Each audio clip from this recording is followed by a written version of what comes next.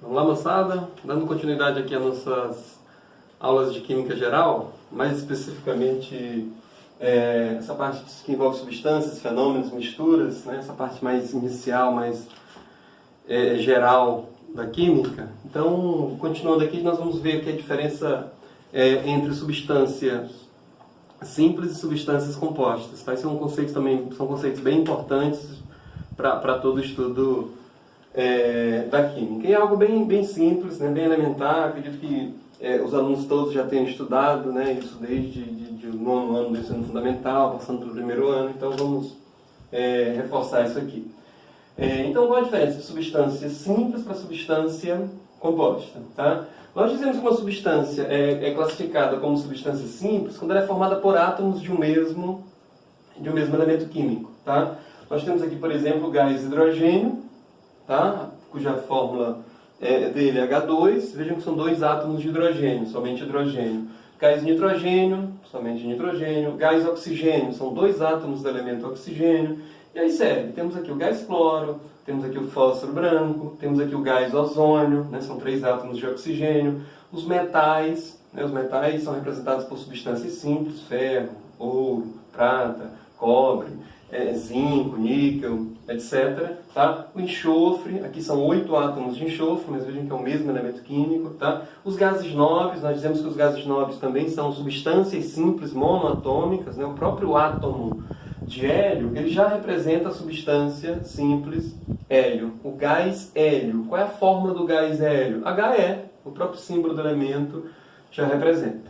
Tá? Então, quando a substância for formada por um só elemento químico, nós dizemos que ela é uma substância simples. Tá?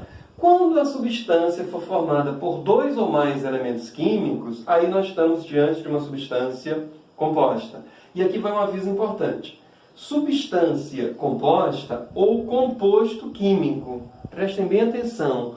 Composto químico não é sinônimo de substância química, mas sim de substância composta. Tá? Então eu não posso dizer, por exemplo, e aí esses cuidados aqui eu alerto sempre, né? Eu não posso, por exemplo, dizer que o gás oxigênio é um composto químico imprescindível para a vida, né, do ser humano. Não, está errado. Que o gás oxigênio é imprescindível para a vida do ser humano, ninguém tem dúvida. Nós precisamos respirar o tempo todo o gás oxigênio para nos manter vivos, né? Mas o gás oxigênio não é um composto químico. Ele não é uma substância composta. Perceberam? Eu chamei o oxigênio de composto químico. Está errado. Ele, na verdade, é uma substância simples. Tá? Então, o termo composto químico é sinônimo de substância composta e não de substância, de um modo geral. Então, a substância água é formada por dois elementos químicos. Tá? Aqui na molécula de água nós temos os elementos hidrogênio e oxigênio. Aqui nós temos o cloreto de sódio, também dois elementos químicos. O ácido sulfúrico, hidrogênio, enxofre, oxigênio, 3 elementos químicos. 3 também aqui na molécula de glicose. 2 aqui na molécula do gás carbônico. Isso aqui é o etanol, álcool etílico, né? Que está tão na moda aí se falar de álcool, né? Do etanol. Tá? A fórmula dele aí vocês vão verificar que essa molécula é formada a partir dos elementos hidrogênio, carbono e oxigênio. Portanto, 3 elementos é um composto químico. Tá? Então, é uma substância composta. Eu aproveito aqui para mostrar também a diferença, que normalmente, às vezes a gente não liga para esses detalhezinhos, tá? Mas a diferença de elemento químico para átomo. Tá? Se eu te perguntar assim, ó, a molécula de água é formada por quantos elementos químicos? A resposta, 2. São os elementos hidrogênio e oxigênio. Tá? Agora, se eu te perguntar, a molécula de água é formada por quantos átomos? Aí a resposta é 3. Aqui são 3 átomos. 2 átomos do elemento hidrogênio e 1 átomo do elemento oxigênio. Percebam a diferença aí entre a questão do elemento químico e do átomo. Tá? Então, nessa parte de Química Geral, mais especificamente desse início, nós temos a oportunidade de ficar esclarecendo, e aí nós alertamos para que o aluno também tenha esse cuidado, né, de estar sempre atento a esses termos, átomos, elementos químicos, íons, moléculas, composto, enfim, né, substância, material, elemento, enfim. Esses termos são termos que a gente tem que estar sempre atento. Tá? Outra coisa, aproveitando aqui a oportunidade, se vocês verem, bem aqui nós temos a molécula do gás oxigênio, né? O2 é o gás oxigênio, tá? E bem aqui nós temos a molécula do gás ozônio. Isso aqui é o O3, é o gás oxigênio, tá? Gás oxigênio e gás ozônio são duas substâncias bem diferentes uma da outra, tá? O gás oxigênio é o gás que nós inalamos, o gás que nós precisamos respirar o tempo todo para nos manter vivos, tá? Enquanto que o ozônio, lá da camada de ozônio, lembra? Lá na troposfera forma lá uma camada que é importante, né, para filtrar excessos de radiação ultravioletas aqui, de radiação solares para o nosso, né, para que nós não tenhamos muitos problemas por conta dessas radiações. Em baixas altitudes, o ozônio é prejudicial para nós, ele é poluente. Então vejam, é um gás prejudicial quando inalado por nós aqui em baixas altitudes. Enquanto que o oxigênio é necessário, é um gás que nós precisamos inalá-lo o tempo todo, tá? Então percebam que são duas substâncias bem diferentes. Mas o que oxigênio, gás oxigênio e gás ozônio têm em comum? Ambos são formados pelo mesmo elemento químico, que é o elemento oxigênio, tá? Então, esse fenômeno que permite que o mesmo elemento químico forme substâncias simples diferentes, nós chamamos isso de alotropia. Eu estou colocando isso aqui nessa observaçãozinha, nessa nota, que eu chamei aqui de nota do professor, uma pequena observação, tá? Então, se eu tenho o mesmo elemento, no caso aqui o oxigênio, formando duas substâncias simples diferentes, nós chamamos isso de alotropia. E essas substâncias simples diferentes, formadas por um mesmo elemento químico, nós chamamos de formas alotrópicas daquele elemento. Formas alotrópicas ou variedades alotrópicas. Quais são as formas alotrópicas do elemento oxigênio? O2 e O3. Gás oxigênio e gás ozônio. Tá? A diferença entre formas alotrópicas pode estar aqui, ó, no que a gente chama de índice ou atomicidade, como é o caso aqui do oxigênio. A molécula do gás oxigênio é formada por 2 átomos de oxigênio, enquanto que a molécula do ozônio é formada por 3. Então a diferença está nessa atomicidade ou índice, tá? Mas em muitos casos, a diferença entre formas alotrópicas está na estrutura cristalina, na forma como esses átomos se organizam, ou esses átomos, essas moléculas se organizam lá no espaço. A gente vai ver aqui algumas situações, tá? Então, a alotropia do oxigênio. Quais as formas alotrópicas do elemento oxigênio? O2 e O3, gás oxigênio e gás ozônio. Um outro elemento que tem alotropia e é importante, importantíssimo, eu diria, o carbono. Tá? O carbono tem duas formas alotrópicas extremamente conhecidas nossas. Todos nós certamente conhecemos grafite. Carbono grafite, essa pontinha de lápis aí que nós usamos, né, todos os dias e desde criança. E também todos nós conhecemos, nem que seja de foto, de vídeo ou de ouvir dizer, todos nós conhecemos o diamante, uma pedra preciosa, né, que quando numa qualidade superior é chamado de brilhante. Todos nós, né, mesmo quem nunca teve um diamante, quem nunca teve um brilhante, mas certamente conhece e sabe que grafite é bem diferente de diamante. Tá? E o que grafite, a pontinha lá do lápis que nós escrevemos, e o diamante têm em comum? O elemento formador.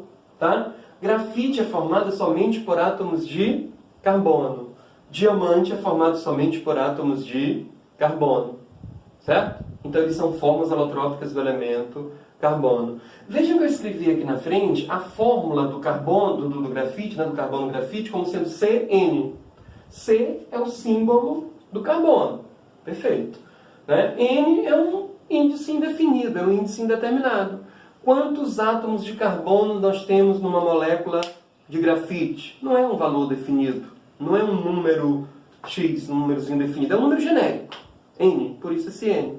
Tá? Depois nós vamos ver mais na frente, quando estudarmos ligações químicas, essas diferenças com mais detalhes. Mas a gente vai ver que tem diferença na hibridização do carbono e, portanto, na geometria desses átomos de carbono, nos tipos de ligações químicas. Por enquanto não vamos entrar nesses detalhes, mas logo, logo voltaremos a isso, né, para discutir isso de outra forma.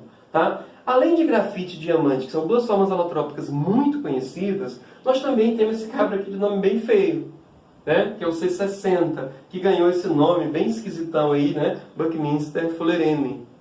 Tá? Isso porque o C60, ele tem, né, são 60 átomos de carbono, né, a molécula dele vai aparecer do lado, para vocês verem. São 60 átomos de carbono que são organizados de uma forma que lembra é a mesma estrutura de uma bola de futebol. É o que a gente chama de uma estrutura geodésia, né? São pentágonos e hexágonos se intercalando ali, dando aquela estrutura de uma bola. É exatamente essa estrutura do C60.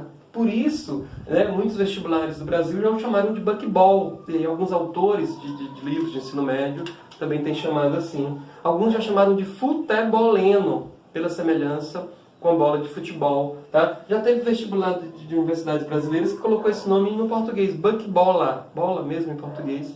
Tá? E alguns têm chamado de fulereno, ou no plural, fulerenos, porque o C60 já é confirmado, foi o primeiro, né, que foi caracterizado, isso em 1996, inclusive o descobridor ganhou lá um prêmio Nobel, na época da química, tá? Mas recentemente a gente já sabe que existem vários fulerenos. Tem o C70, que já tem uma estrutura praticamente definida, nós temos outros que não têm uma estrutura bem definida, mas são chamados nanotubos. Mais recentemente, né, em 2010, também tivemos prêmio Nobel aí por conta disso, só que aí descobrindo os grafenos, tá? Depois a gente vai voltar a falar de grafeno, que grafeno nada mais são do que umas camadinhas de carbono grafite, mas em outro momento nós voltaremos para discutir isso com mais detalhe quando já tivermos estudado bem ligações químicas. Tá? Então, quais as formas alotrópicas do carbono? Grafite, diamante e esse C60. Futeboleno, né? Buckball ou Buckminster Fullerene. Esse nome, Buckminster Fullerene, veio em homenagem a um arquiteto que desenvolveu exatamente essa estrutura geodésia. Né? O nome do cara é Buckminster Full. Daí que vem esse nome grandão e esquisitão aí. Tá bom? E vejam também que o futeboleno, ele tem uma estrutura, né? São 60, uma estrutura definida, são 60 átomos de carbono. Uma fórmula molecular. Não é um número indefinido como no grafite ou no diamante.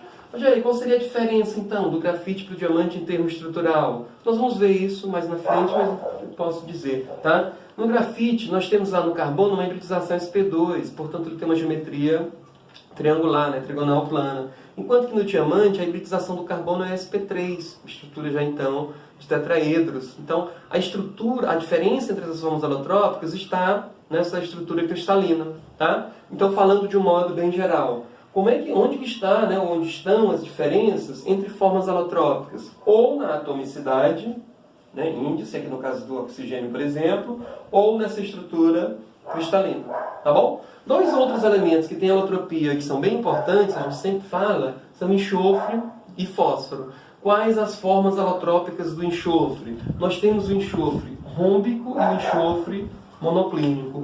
Ambas as estruturas têm fórmula molecular S8. São 8 átomos de enxofre. E aí, Rogério, qual a diferença?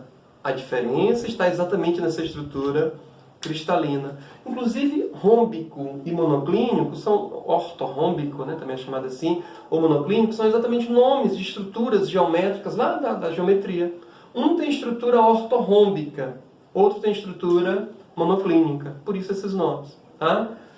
Há quem chame de enxofre alfa e enxofre beta. Tá? E quais as formas alotrópicas do elemento fósforo? Nós temos o fósforo branco, essa estruturinha P4, que está aparecendo aí. Tá? Temos o fósforo vermelho, que como se fossem, né, que são, vocês estão vendo aí do ladinho, são vários P4N, P4 desses combinados, por isso o P4N. E também temos uma forma alotrópica do fósforo, que ela não é muito difundida, nem todos os autores citam, né? Mas é interessante falar aqui, que é o fósforo negro. É uma estruturinha parecida um pouco com a grafite, só que grafite é carbono. Esse fósforo negro, como o nome já sugere, é fósforo. Ok? Então, vamos retomar isso nos exercícios logo logo.